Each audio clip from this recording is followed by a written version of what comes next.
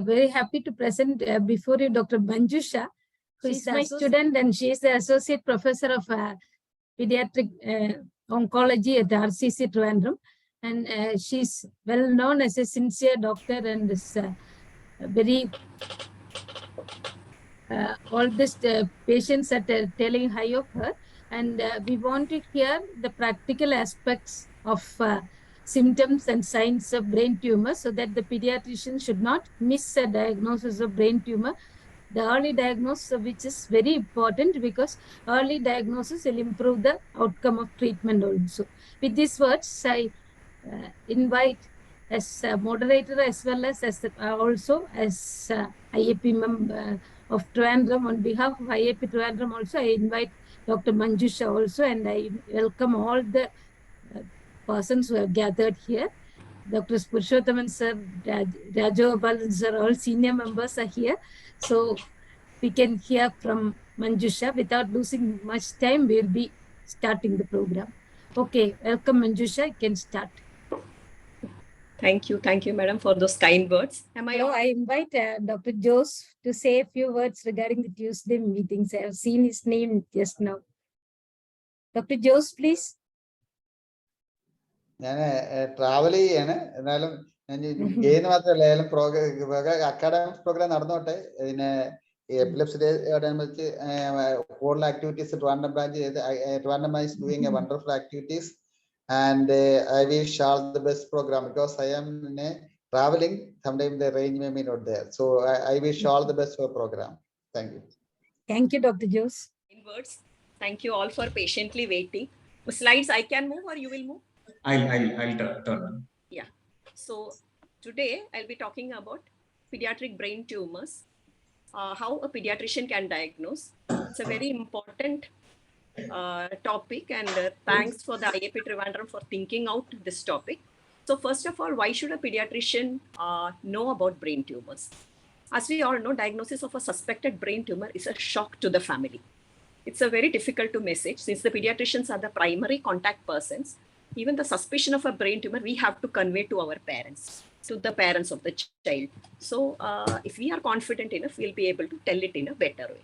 Second is to clear our own self-doubts. Like when a child is suspected with, when a child is ultimately diagnosed with a brain tumor, then we start thinking, should I have suspected brain tumor earlier, or should I extensively investigate future further, whichever patients I am seeing, should I extensively investigate all headache and vomiting? Although I know that the sibling had some gastroenteritis, this vomiting could be due to gastroenteritis, headache could be due to something else, but should I extensively investigate? So that is always a self-doubt.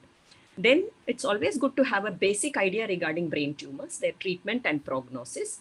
And finally, pediatricians are a very important part in the shared care of these children who are diagnosed with brain tumor. As we know, they need a lot of treatment, multimodality treatment throughout their treatment, and also follow-up for late effects. Next slide, please. So an overview regarding brain tumors. No, next one, yeah. So brain tumors compose of 20 to 30% of all cancers in children, and CNS tumors are the most common solid malignancy in children. It's the second most common malignancy overall after leukemia. In RCC, we get around 80 cases of brain tumor per year. That is around 20% of all pediatric cancers. And 80% of the tumors will be diagnosed before the age of 10 years. So as we all know, we'll be seeing all the small children with brain tumors. The exact cause is unknown. Some tumors are associated with NF1, neurofibromatosis 1 or tuberous sclerosis. And brain tumors can be low grade, which are mostly benign, or high grade. The most common brain tumor overall is astrocytomas, which is commonly low grade, and medulloblastomas, which are the most common malignant brain tumor. Next one. So coming to our neuroanatomy basics. So we all know the parts of the brain. I need not elaborate on that. Next one, please. Yeah. So in children less than 1 year of age, generally the supratentorial tumors will predominate. And in the older childhood, infratentorials will predominate. Late childhood and adolescence, there is almost an equal predisposition of the supratentorial and the infratentorial. So what is the supratentorial and infratentorial? As we all know, the cerebellum, pons, medulla, the spinal cord, that area, we take it as an infratentorial beneath the tentorial, and all the regions above that is taken as a supratentorial. Next one. Yeah. Coming to the general distribution of those tumors, we know 40% and 60%. So coming to the brain tumor symptomatology. So how do they present? Symptoms of brain tumors will depend on the location of the tumor and the age of the child. So many symptoms like headache, vomiting, fatigue, which the brain tumor shall be present, these are all vague general symptoms and they do not necessarily mean a brain tumor. But when we should be on high alert, when the symptoms start as vague, but then later the patient develops CNS localizing signs or obstruction, CSF obstructive symptoms. At that time, we should be on a high alert that this could be a brain tumor that we are looking on and we should investigate. History taking is also important. So generally, depending on the location, you see if the symptoms are prevalent for weeks or months before the brain tumor is diagnosed, it is likely to be a low-grade tumor or it is likely to be a hemispheric tumor. They will just sit there, grow slowly till they become of enough size to cause symptoms. But in case of the midline tumors, they have a short history because of the early CSF obstruction. Next one. So generally, we have 4 constellation of symptoms in which we can suspect a brain tumor. So first is, as we all know, CNS localizing symptoms, seizures, cranial nerve neuropathies, or vision disturbances. So along with if there is symptoms of raised ICP, we will definitely suspect a brain tumor. And headache, vomiting, and papilledema, which are obstructive features, that also will lead us to suspect. Other than that, there are certain generalized non-localizing symptoms like tiredness, decline in school performance. So rarely children can present these symptoms can also be a harbinger for brain tumor. But in this early stage, we will never be able to diagnose that. We need to follow it up and find out whether there are other symptoms appearing which can point out to a brain tumor. Similarly, endocrine symptoms like diabetes insipidus, short stature, precocious or delayed puberty also, we need to investigate. And physical examination, if we are suspecting, always we have to look for, as pediatricians, we have to look for any other neurocutaneous markers like caffeole macules or other manifestations of NF1 or tuberous sclerosis. Next one. So what are the red flags to look for? In older children and in infants, they are a bit different. Why? Because increased intracranial pressure may manifest in older children as headache or vomiting. So all headache and vomiting is not brain tumor, but headache and vomiting which is worse in the early morning or which is aggravated by sneezing or coughing, which is recurrent, it is coming with more excessive severity than it was before.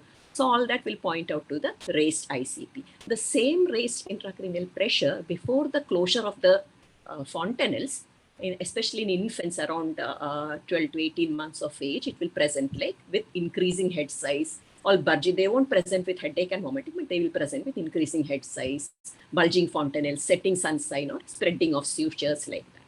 Similarly, disturbances in vision can present as acute loss of vision or blurred vision due to visual field abnormality. The child may say that suddenly he is not able to see, or suddenly he is not able to see one part of the whatever book he is reading. But in an infant, it may present just with a nystagmus, or just in a toddler, it will just present as bumping into objects. Even in small children, frequent falling, bumping into object may indicate a disturbance in vision. Same way, sensorial or behavioral disturbances like excessive tiredness or acute alteration in consciousness should serve as a red flag for us for investigating for brain tumor. Unexplained if it is. If there are other reasons, generally we'll think of that, but if it is unexplained or it is associated, accompanied with other CNS symptoms, we'll think of a brain tumor. Same way in infants, may just present like poor feeding or excess irritability, excess sleepiness, developmental delay, failure to gain weight. So in all these, if there are no other causes to explain, we should definitely think of a brain tumor. Next one.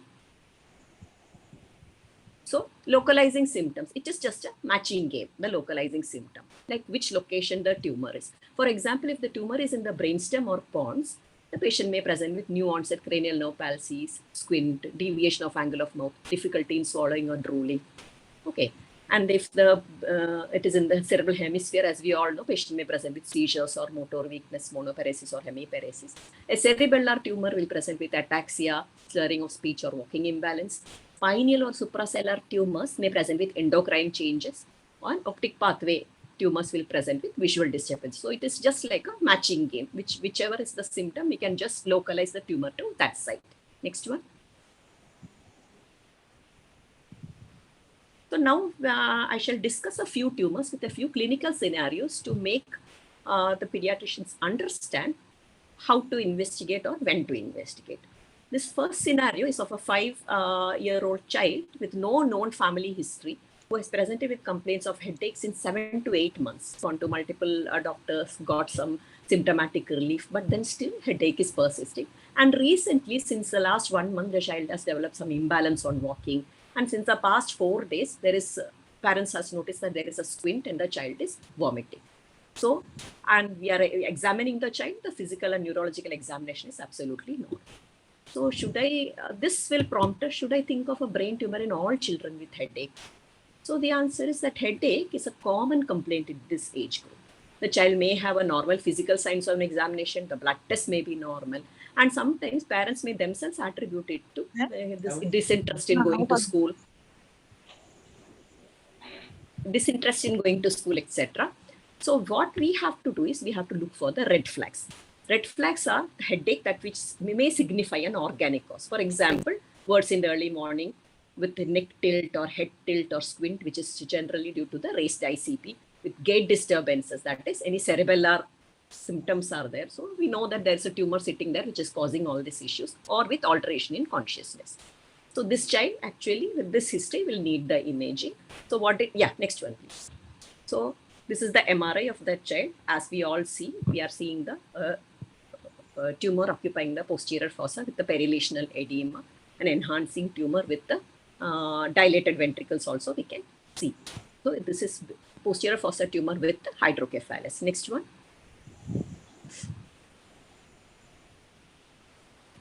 So posterior fossa tumor, as I told, these are the symptoms. What are the common posterior fossa tumors? Commonly astrocytomas, which are mostly low-grade tumors. The malignant ones are the medulloblastomas and the ependymomas.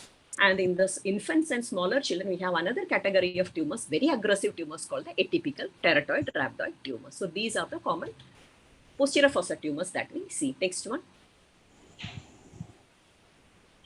Just a few, 2 slides about medulloblastoma, since we should be aware of that. So medulloblastoma is the most common malignant tumor of childhood. It's a very highly aggressive and rapidly growing embryonal tumor. The median age the child will present will be 5 to 7 years. This has a propensity to disseminate, with about 30% of patients having metastatic disease as diagnosis. CSF dissemination can occur. So we need to take a brain spine MRI, and we need to do a CSF study for this child. And rarely medulloblastoma is a tumor that can have extra neural spread. So may spread to bone or bone marrow or lymph nodes rarely. So now we all might have heard the terms like PNET, primitive neuroectodermal tumor, or medulloblastoma, pinealoblastoma. So what is the difference between these? These are all tumors with similar histology, but based on location, named differently. Medulloblastoma is the same tumor occurring in the posterior fossa. The same one occurring in the supratentorial region will be called a PNET, and the same one occurring in the pineal region will be called a pinealoblastoma. Next one. How do you treat medulloblastoma? Surgery is the frontline treatment. Patient needs to go to a neurosurgeon, get a gross total or near total resection done, which is a goal of care. In extremely somnolent child, if we see that the child is very unstable for a surgery and all, then we can definitely start, as pediatricians, peripheral pediatricians, we can definitely start the child on IV steroids. The child may need an emergency CSF diversion. External ventriculostomy is nowadays preferred over VP shunt, and craniotomy and resection can be planned the next day after the general condition stabilizes. Now, after the surgery, what is done? You give the radiation and chemotherapy as the postoperative treatment. And based on the risk assessment, there are 2 risk groups. There is a standard risk group and there is a high risk group. Standard risk group is a child over 3 years of age with almost total gross resection of the tumor and no signs of metastasis. And a high risk is the child with a metastatic or a very young child, or with a child with a gross residual tumor. So nowadays, after this molecular classification has come, treatment paradigms are also evolving based on the molecular. We should just have an idea regarding molecular classification. There are 4 major molecular groups: the Wnt pathway, the sonic hedgehog pathway, group 3 and group 4. Next one. So standard risk medulloblastoma is treated with craniospinal radiotherapy, but you give the radiotherapy at a lower dose. Why? Because to minimize the long-term toxicity of the radiation. And you also, after the radiation, you follow it up by maintenance chemotherapy. You get a 5-year survival of about 75 to 80% with this tumor.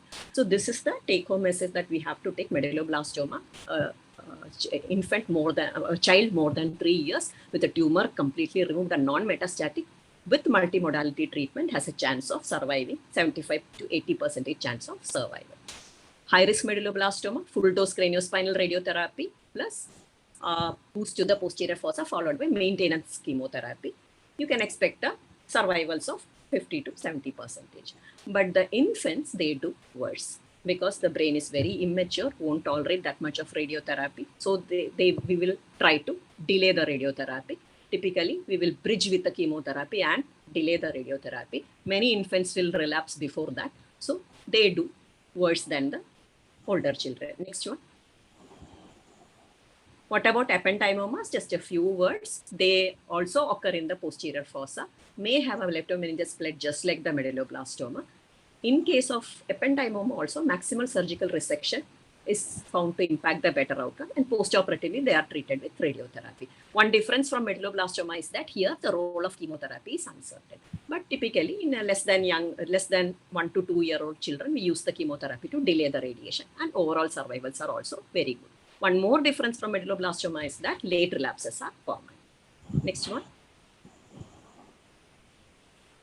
Let us come to the next case scenario. This child has headache and lethargy since 1 month.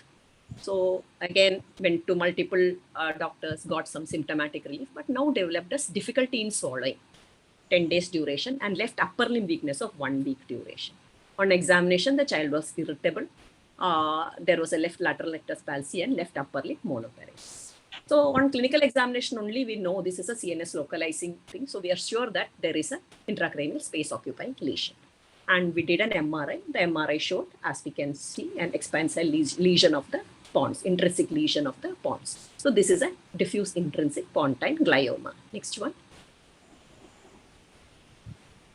So how do pontine gliomas present?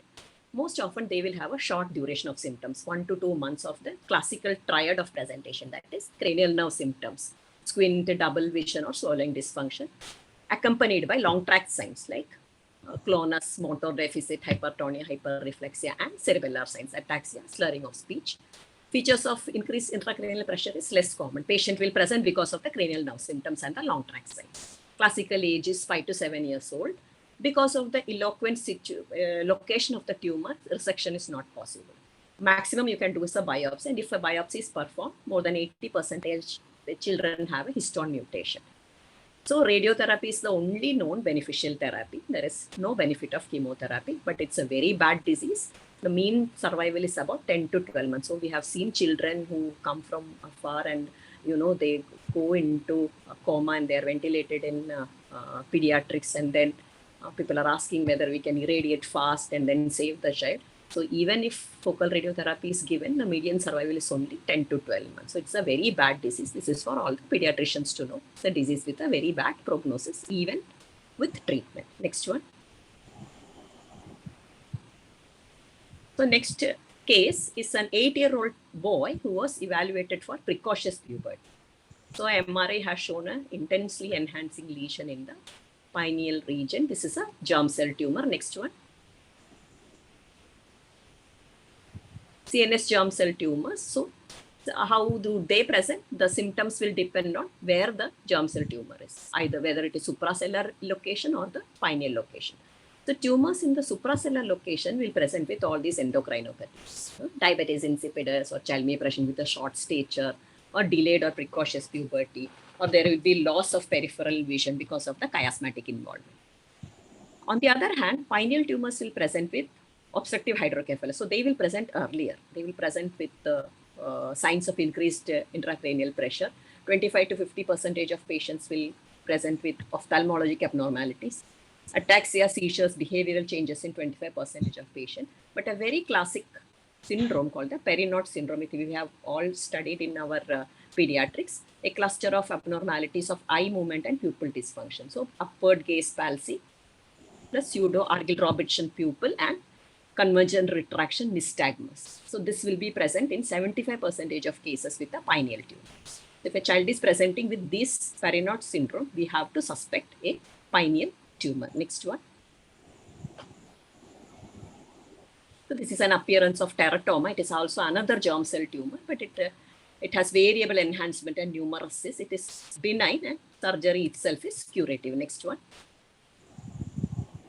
This is the pinealloblastoma. We can see that it is a bit infiltrating in its multilobulated solid lesions. It enhances very densely, and there is a infiltration of the adjacent brain, and there is a lot of perilesional edema. Next one.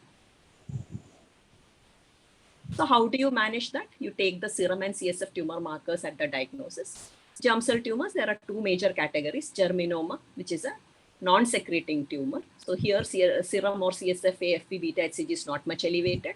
And in the non-germinomatous germ cell tumor markers are usually high. So if the tumor markers are high, there is no need of a biopsy. Diagnosis can be made even with the tumor markers. But if the markers are not diagnostic, we need a biopsy. And we need to do a spine MRI and CSF also because metastasis is possible. Treatment is for germ cell tumors. You treat with chemotherapy and radiation. It is beautifully responding to chemo and radiation so that primary tumor removal is not needed. And for pinealloblastoma, you need surgery followed by radiation and chemo. There is excellent prognosis for germ cell tumors. Up to 90 to 100% children can be cured. And for non-germinomatous germ cell tumors and pinealloblastomas, you can expect a 70 to 80% survival. So the role of pediatricians is so much of radiation to a developing brain. Child may have endocrine and other abnormalities in the future. So in the follow-up, the role of pediatrician comes to importance. Next one. So next, regarding optic pathway gliomas. So a 3-year-old child with multiple cafe spots with a family history of NF1 who presents with proptosis of right eye and the decreased vision. So you can see there is a thickening of the optic nerve. This is a optic nerve glioma. Next one.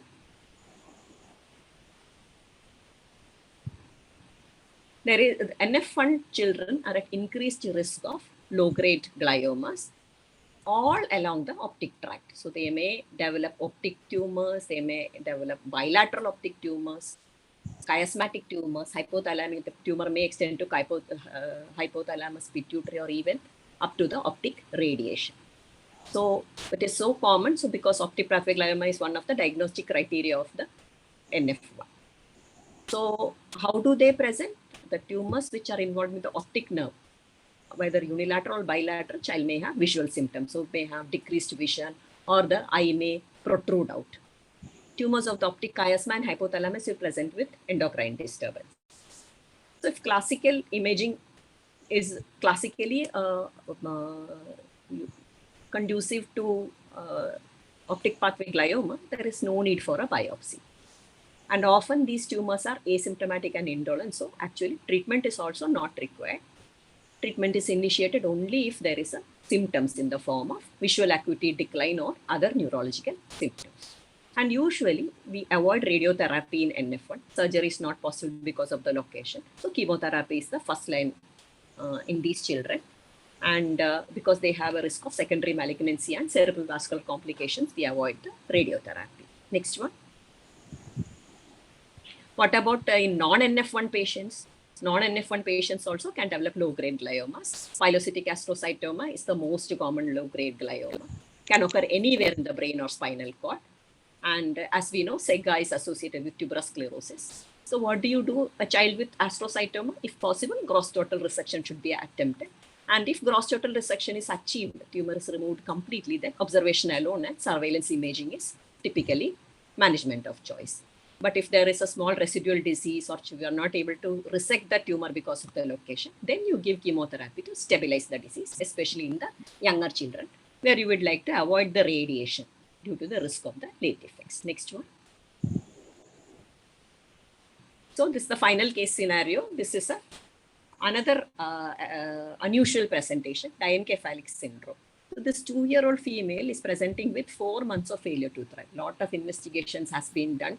So no cause has been found, no known etiology. Surprisingly, she has a good appetite, but still she's going on losing weight. But over the last week, she has developed some MSS and new nystagmus. So that has prompted the pediatrician to take an MRI. And this MRI is showing this large hypothalamic mass with associated hydrocephalus. And biopsy has confirmed a pilocytic astrocytoma. Next one. So what do you do for such children? Diencephalic syndrome is a rare condition, which is most often caused by tumor located in the hypothalamus and thalamus. It results in failure to thrive, emaciation despite a normal appetite. So that should be the catch for us. Along with that, child may have abnormal eye movements, vision issues, vomiting, hydrocephalus. Exact mechanism why this occurs is unknown, but usually that tumor is sitting at a very bad place. That is why these symptoms are coming. The tumor itself is actually low grade. Nobody will do a surgery because of the location. So what we do is we give low-grade glioma chemotherapy, and symptoms seem to improve with the low-grade glioma chemotherapy. Next one. So I think this is my final slide. So the take-home messages are, so we have discussed a few case scenarios, how these children may present. The take-home message is that many children with brain tumor have vague symptoms like headache, tiredness, or vomiting. So whom should we investigate? If symptoms are recurrent or persistent or increasing in frequency or severity, then we should have a high index of suspicion. Always look for red flag signs. If red flag signs are there, either they are localizing CNS signs or signs of raised ICP, then we have to think about a brain tumor. Infants may present with developmental delay and failure to thrive, so we need to think of that also. Unusual presentations, as we discussed. MRI is the imaging of choice, not CT, because MRI is able to delineate better the tumor, and nowadays we are able to even tell which is the tumor based on the MRI. Surgery and radiation are the main modalities of treatment for high-grade tumors, and chemotherapy is effective only in a few tumors, that is medulloblastoma, germ cell tumors, and optic pathway low-grade gliomas. Most important point for today I want you to take home is that we can counsel the parents that children with brain tumor have better prognosis with multidisciplinary management. So we should detect early and they should go for a treatment. So thank you team IAP. Yeah, I'll stop screen sharing, madam. Yeah. Thank you, Manjusha, for such a nice talk, and she has presented only the very important points, and that is of practical importance. And the most prominent thing is that most of the tumors are treatable, and even in medulloblastoma we can have a 70 to 80% survival rate. So just by hearing that it's a brain tumor, even when we are hearing an astrocytoma, we will be thinking of the child is almost gone like that, and the parent may be just crying for days together. That is what, because most of the time these brain tumors will be coming to us only, and after that only they will be going to the RCC. And there are two ways. One is actually the true tumor is missed, and the second one is doing investigations for each and every headache. So both are actually difficult, because if you are now the fashion is that anyone who is coming from just one day of headache with even with fever, and the next day child will be okay, but the parent wants an imaging. So that the situation has become like that. So the point that Manju has said is very important, that when there is it is a very long duration headache, most often it may not be a tumor. So if you're telling that for last 5 years he is getting off and on headache, and the second point is the headache that is not very, that is at the time of headache that will be very serious and the child will be tired, but in between when the headache subsides, the child will be completely normal. Usually in a brain tumor, we will not get like that. And then, as everyone know, the signs of raised ICT will be, that is very important, because if there is an early morning headache and vomiting, so that is a very important sign. But some of the migraines also may present. But here also the one is the duration, then the family history, and also in between when the headache subsides, the child will be completely normal. Otherwise, the other child will often appear very sick. Then another point regarding vomiting is that sometimes the vomiting center may get involved, especially in a brainstem glioma. So what happens is that even without a sign of raised ICT, they may go on vomiting, and this will be investigated by all the gastro investigations will be done. But the brain may be missed because it is just vomiting. There may not be signs of raised ICT. So examination of localizing signs, especially the lower cranial nerve signs as well as the eye signs, and most pediatricians will miss that. And also another important thing that I have noticed is that the sensorial alterations, and this child is most of the time sleeping, most of the time appearing not well. These are the symptoms that you have to take care of, because these are the things that we often miss. And when the child is always crying and making all sorts of noise, most of the time it may not be a significant one.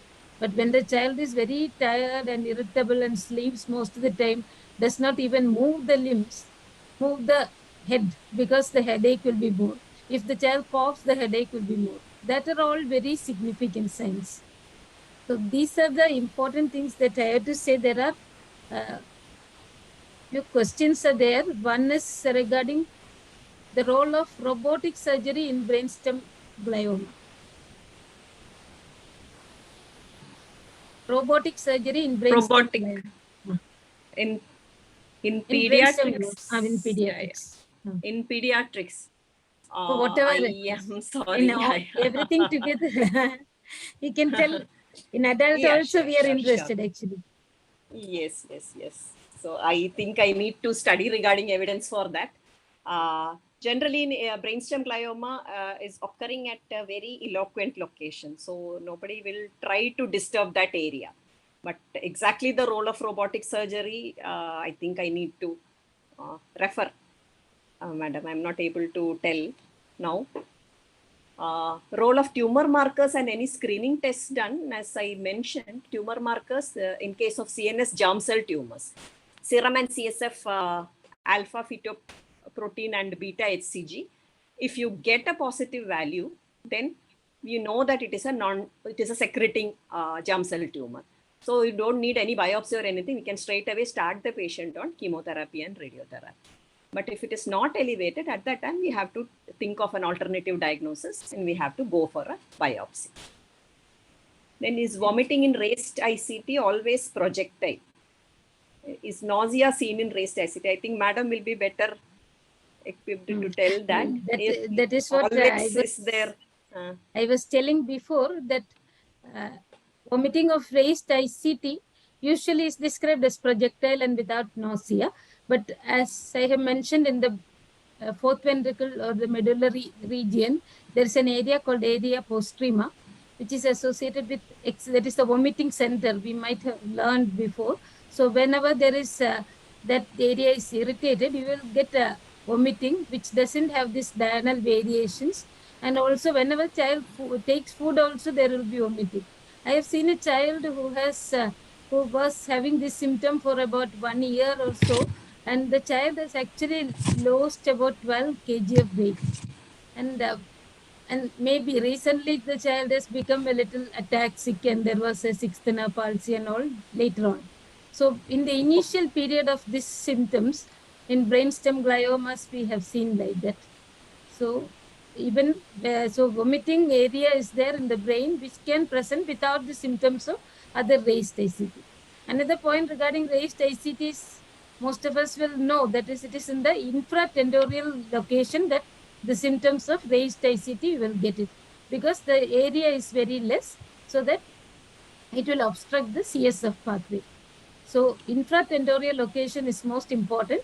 Then brainstem glioma is one tumor that grows along the brainstem without obstructing the CSF. So what will happen is that there may not be signs of raised ICT. Only the cranial nerve signs will be there. Sometimes, depending upon the location, you will get the cranial nerve involvement. Some pyramidal involvement may be there, but that also may not be that prominent. Mainly the cranial nerve involvement, the gaze involvement, all these are the features. So that is among the infratentorial tumors, the raised ICT signs are less in brainstem tumors, brainstem gliomas. And supratentorial often presents with seizures. That is Seizures, one. localizing.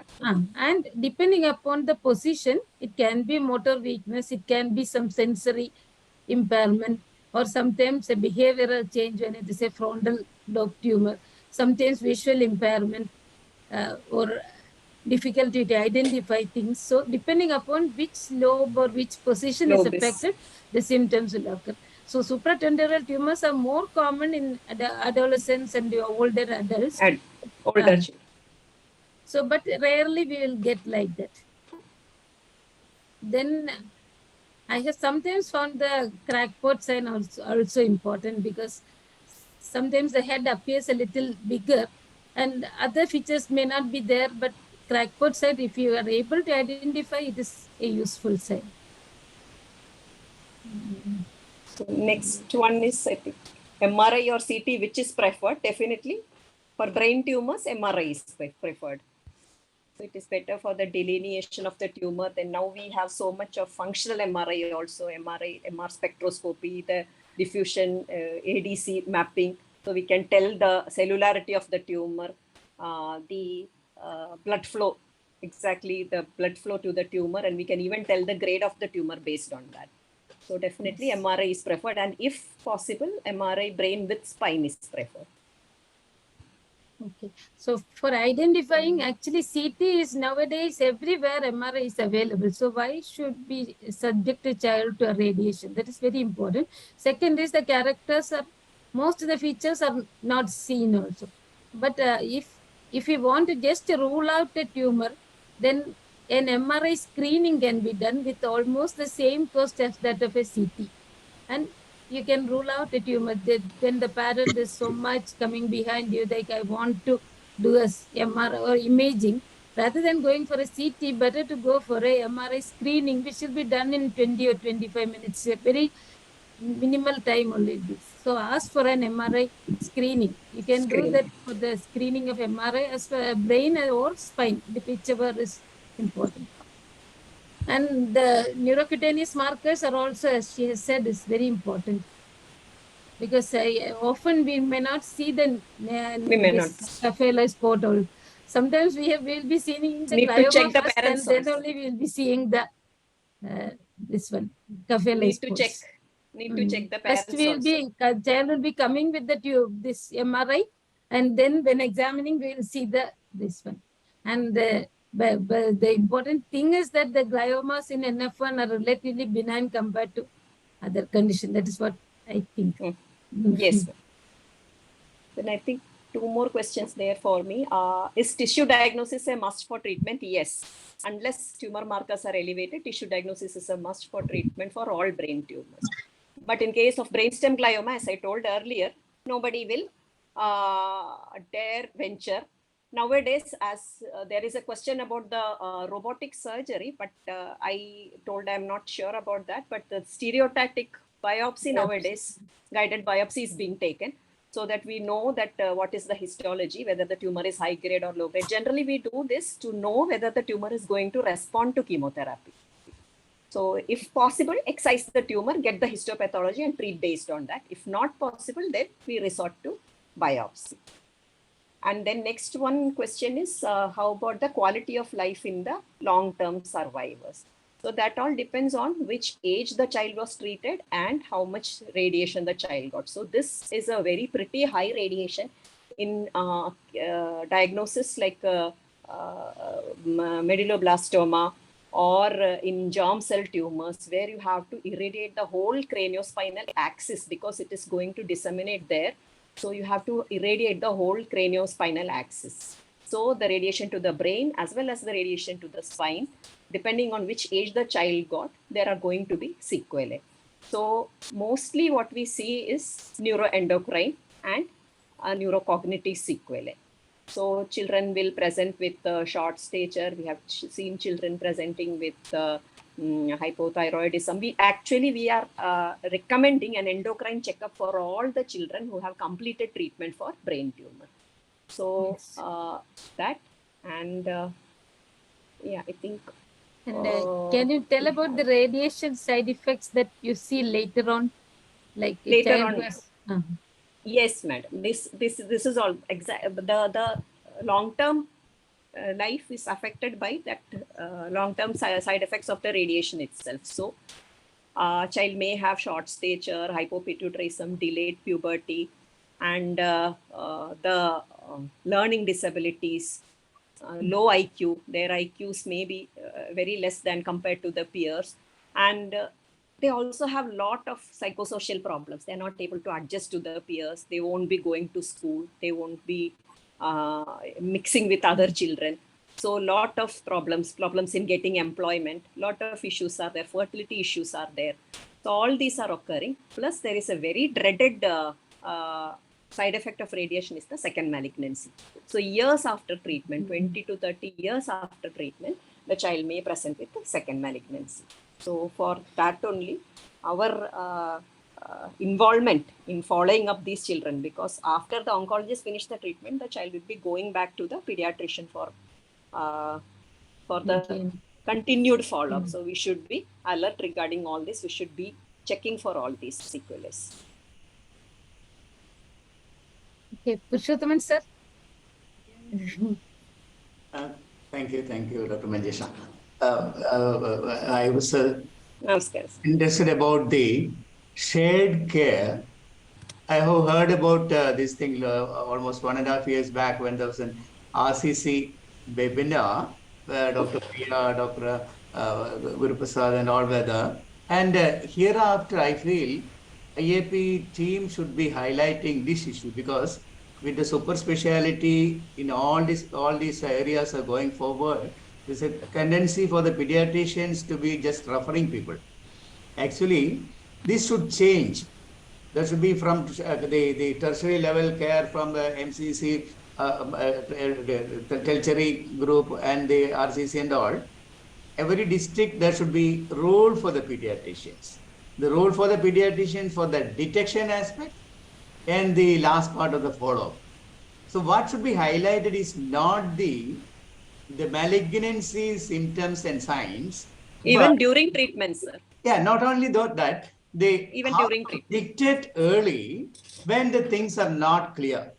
You initially said the non-specific findings which represent the neoplasm is to be highlighted for the pediatricians.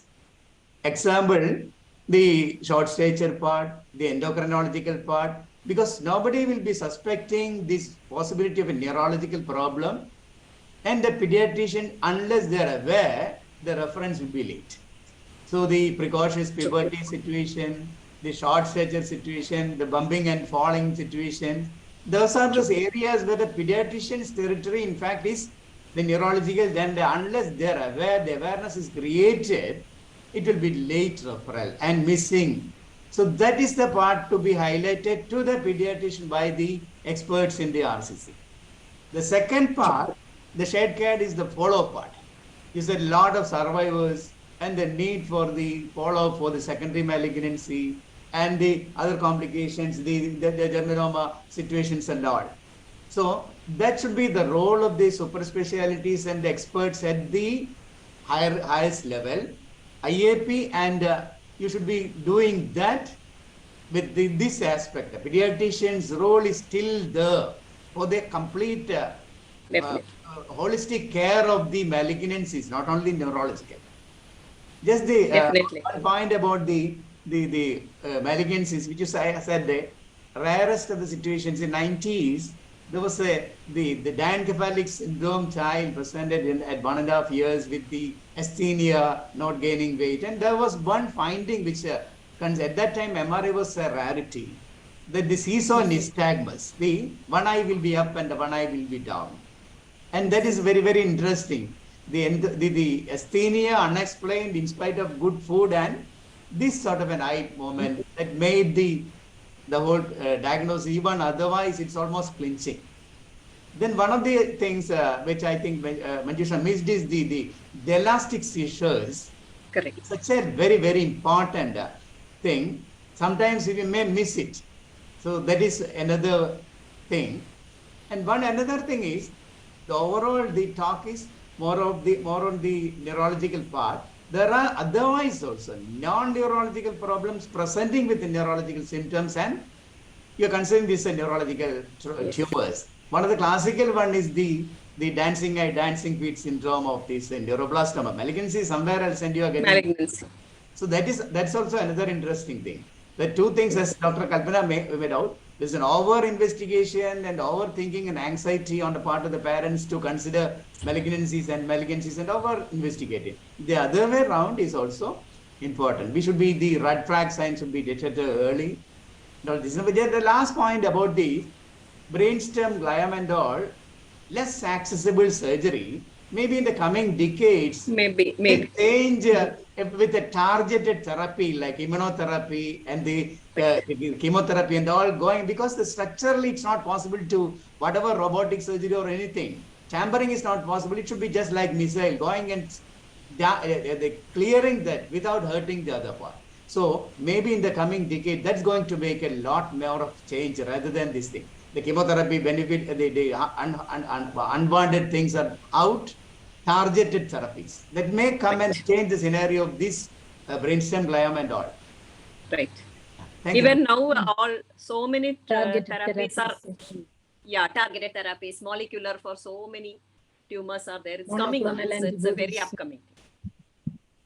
And previously Thank you, we used to learn like medulloblastoma as low risk, high risk. Now the WNT, SHH like that. Right. So depending upon the type, the prognosis is completely different. The management is also completely different. One of the tumor biology.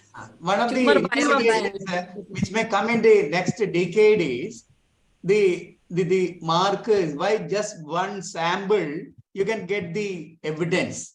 Now, few of these functioning endocrinological or these things, dysgerminome and all, you are having the markers, the germ cell tumors, not for many. That's a chemical, but in the another 10 years, another gene marker, just like you take the blood sample from the mother to diagnose Down syndrome. A blood sample can detect a particular genetic marker of malignancy, and that also will come in the coming decade. Yes. That is called the precision Hopefully, medicine. yes, precision medicine. Yeah. So in breast cancer and all, it is now like that. It is all genetic test, and then they determine which type of treatment Yes, is madam. given based So on many pediatric tumors also, other than brain tumors also. If RMS is there, you do whether it is fusion positive, fusion negative. Even leukemias, everywhere it is so changing. much. So much, yes. Cytogenetics and molecular is changing everything. Even now, in 10 years from now, transplant will be out and CAR T cell will be coming in. So that is the pace it is going. Okay.